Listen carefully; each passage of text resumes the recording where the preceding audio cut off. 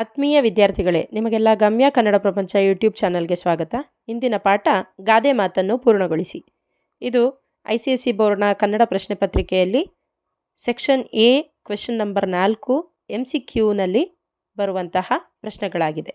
ಇಲ್ಲಿ ಅರ್ಧ ಗಾದೆಯನ್ನು ಕೊಟ್ಟಿರ್ತಾರೆ. ಉಳಿದಂತಹ ಅರ್ಧ ಗಾದೆಯನ್ನು ನೀವು ಕೊಟ್ಟಂತಹ ಆಪ್ಷನ್ಸ್ನ ಮುಖಾಂತರ ಕಂಡುಹಿಡಿದು ಸರಿಯಾದದನ್ನು ಗುರುತಿಸಿ ಬರಿಬೇಕು. ಈಗ ನಾವು ಉದಾಹರಣೆಗಳನ್ನು ನೋಡೋಣ. ಮೊದಲನೆಯ ಗಾದೆ, ತಾನೊಂದು ಬಗೆದರೆ ಡ್ಯಾಶ್. ಈ ಗಾದೆ ಮಾತನ್ನು ಪೂರ್ಣಗೊಳಿಸಿ. ಆಪ್ಷನ್ ಎ, ದೈವ ಒಂದು ಬಗೆಯುವುದು. ಆಪ್ಷನ್ ಬಿ, ಮನುಷ್ಯ ಒಂದು ಬಗೆಯುವುದು. ಆಪ್ಷನ್ ಸಿ, ಅವರೊಂದು ಬಗೆಯುವುದು. Option D, ಗುರುಗಳೊಂದು ಬಗೆಯುವುದು. ಇಲ್ಲಿ ಗಾದೆ ಮಾತು ನಾವು ತುಂಬ ಕಡೆ ಕೇಳ್ಕೊಳ್ತಾನೆ ಬಂದಿರ್ತೀವಿ. ಆದ್ದರಿಂದ ಅವುಗಳನ್ನು ಹಾಗೆ ನೆನಪಿನಲ್ಲಿ ಉಳಿಸ್ಕೊಳ್ಳುವಂತಹ ಪ್ರಯತ್ನವನ್ನು ಮಾಡಬೇಕಾಗುತ್ತೆ. ತಾನೊಂದು ಬಗೆದರೆ ದೈವ ಒಂದು ಬಗೆಯುತ್ತದೆ. ಅಂದರೆ ಮ್ಯಾನ್ ಪ್ರಪೋಸಸ್, ಗಾಡ್ ಡಿಸ್ಪೋಸಸ್ ಅನ್ನುವಂಥದ್ದು ಈ ಗಾದೆ ಮಾತಿನ ಅರ್ಥ. ಮುಂದಿನ ಗಾದೆಯನ್ನು ನೋಡೋಣ. ಅಡಿಕೆಗೆ ಹೋದ ಮಾನ ಡ್ಯಾಶ್. ಈ ಗಾದೆ ಮಾತನ್ನು ಪೂರ್ಣಗೊಳಿಸಿ. ಆಪ್ಷನ್ ಎ, ಹಣ ಕೊಟ್ಟರೂ ಬಾರದು. ಆಪ್ಷನ್ ಬಿ, ಅರಿವೇ ಕೊಟ್ಟರೂ ಬಾರದು. ಆಪ್ಷನ್ ಸಿ, ಕನಕ ಕೊಟ್ಟರೂ ಬಾರದು.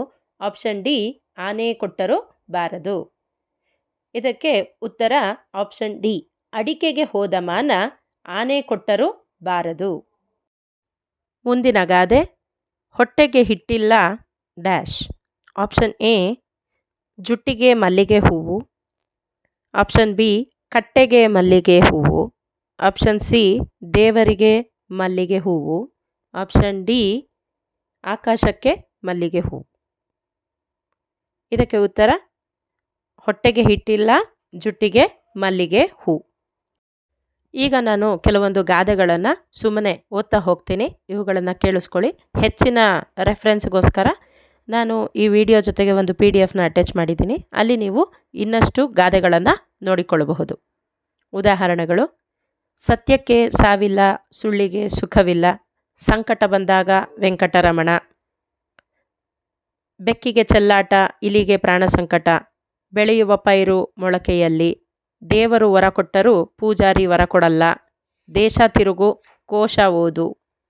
ഇരുಳು ಕಂಡ ಬಾವಿಗೆ ಹಗಲು ಬಿದ್ದಂತೆ. ಇಬ್ಬರ ಜಗಳ, ಮೂರನೆಯವನಿಗೆ ಲಾಭ.